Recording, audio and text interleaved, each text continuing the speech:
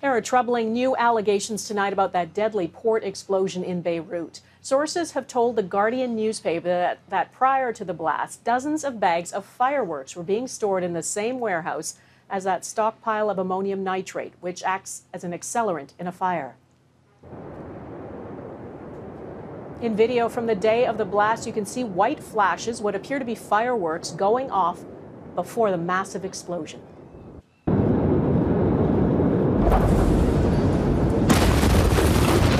A former port worker told the Guardian newspaper he warned for years it was a disaster waiting to happen and says nothing was done. More than 150 people are now confirmed to have died, and there's a growing consensus in Beirut that government negligence is to blame.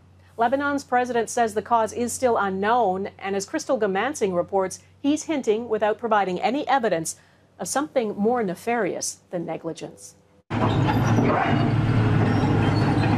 Scorched and twisted metal as far as the eye can see.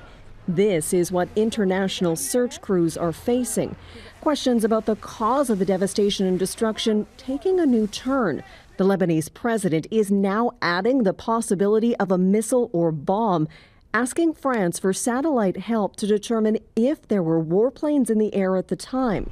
Michel Aoun says the cause has not yet been determined and that the international community doesn't need to get involved.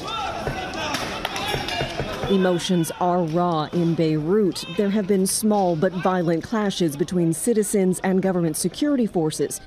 Many say the explosion is just the latest example of years of mismanagement and neglect. The blast involved more than 2,700 tons of ammonium nitrate stored at the port. Boris Prokoshev was the captain of the ship that brought that load into Beirut during an unscheduled stop. He says the government knew it was dangerous. I cannot understand the fact that the cargo has been stored there for such a long time, he says. He questions why it wasn't moved and at least used to fertilize some fields. There are grave concerns about food security and shelter. Aid distribution is now in full swing. With large swathes of Beirut unfit to live in, the country's principal port all but destroyed, and the health system on its knees, the situation is really dire.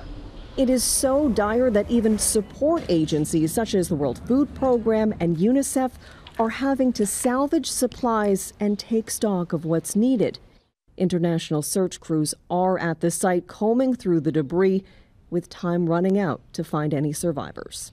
Crystal Gamansing, Global News, London.